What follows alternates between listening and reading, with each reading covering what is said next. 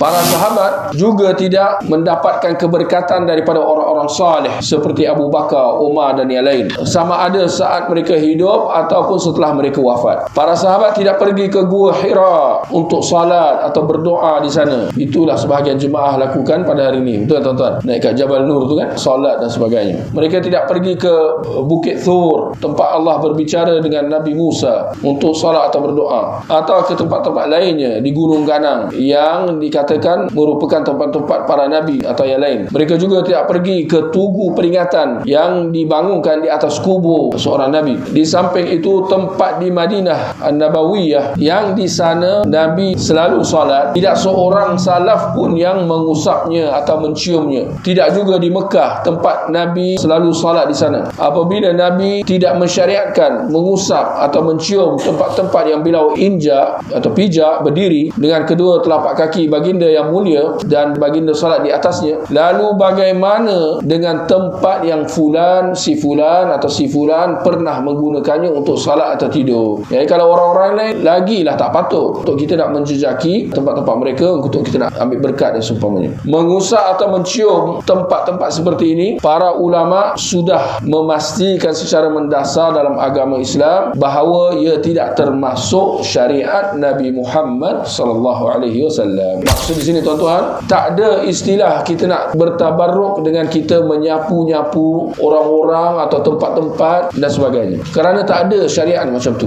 Kita tidak disyariatkan macam tu. Ada pun mencium Hajarul Aswad, tuan-tuan ingat kenyataan Umar Al-Khattab apabila tiba waktu dia nak cium Hajar Aswad, dia kata apa? Sesungguhnya aku tahu bahawa engkau hanya batu, tidak memberi manfaat atau mudarat. Kalau bukan kerana aku telah melihat Nabi mencium engkau, nescaya aku takkan cium engkau. Lihat, ini kenyataan siapa? Umar Al-Khattab. Ini sahabat besar, sahabat ulung yang memahami perkara tabarruk ini, dan beliau menyatakannya secara tegas dan jelas macam tu. Nak kata bahawa kita mencium Hajar Aswad tu tujuan utamanya bukan nak tabarruk, nak cari berkat dan seumpamanya. Sebaliknya kita cium kerana Nabi cium. Sedangkan kalau Nabi tak cium, kita takkan cium. Sedangkan termaklum bahawa Hajar Aswad tu dia ada keistimewaan, dikatakan berasal daripada syurga dan sebagainya. Itu satu perkara. Tapi nak cari berkat, nak bertabaruk, ini satu topik yang lain. Dia kena ada dalil kalau kita nak bertabaruk dan sebagainya. Suatu juga nak sapu-sapu bangunan dinding Kaabah itu tidak disyariatkan. Tak boleh dia nak dilakukan sewenang-wenangnya.